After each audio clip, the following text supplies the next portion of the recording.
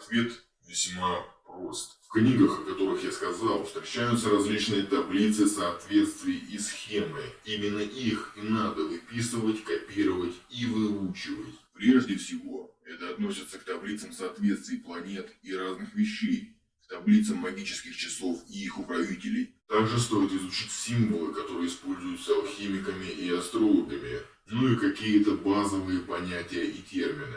Например, надо знать, какая планета каким знаком зодиака управляет.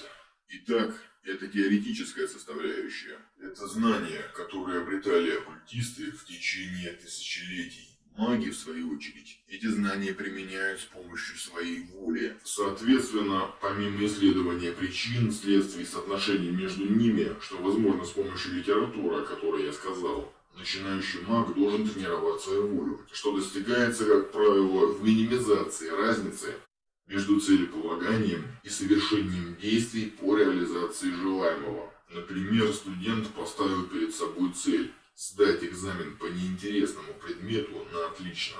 Чем меньше он будет отвлекаться от цели, тем сильнее развита его воля.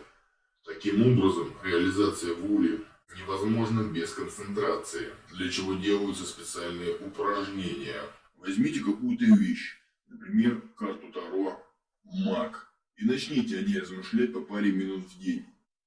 Вы заметите, что будете постоянно отвлекаться на разные мысли.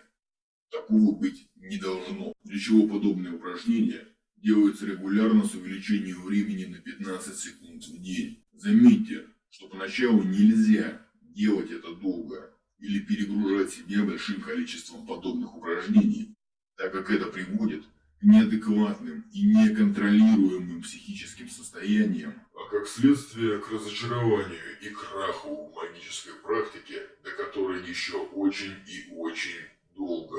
Некоторые также советуют новичкам тренировать так называемую визуализацию, то есть способность четко удерживать в сознании или наяву образ того или иного предмета. Лично я не советую вам этого делать. Во-первых, визуализацию человек и так развивает во время выполнения простых начальных ритуалов. Например, во время малого ритуала, изгоняющей пентаграммы Земли, который я разъяснял в одном из прошлых роликов. Во-вторых, среди лиц, усиленно тренирующих визуализацию, больше прискорбных примеров, чем положительных. В-третьих, визуализацию обычно изучают для работы с энергиями, что является модифицированным или скорее мифопоэтическим вариантом гипнотизма. А потому цели, которые ставят перед собой так называемые биоэнергеты, или в просторечии энергуи, достигаются более простыми и менее травмоопасными для психики методами, чем те, что они предлагают. Подготовка длится полгода-год или около того.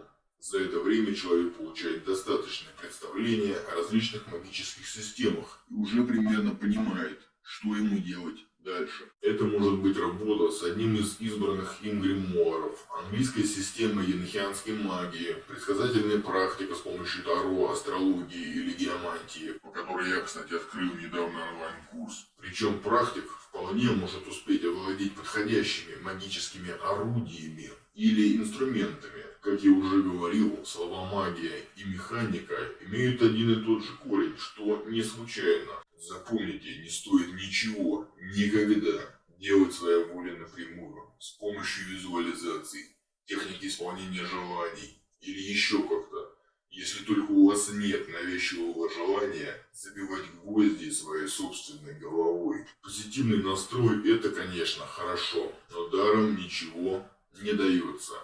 Это, к слову, о популярном ныне словосочетании «личная сила». Короче говоря, маг, во-первых, использует орудия.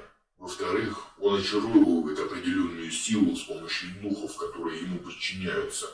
Как же, задаются некоторые люди вопросом, маг своей человеческой волей способен приказывать существам во 100 крат могущественнее него? Дело в том, что в этом магу воля особо и не поможет, так как он использует магические имена, по традиции открытые определенным людям древности.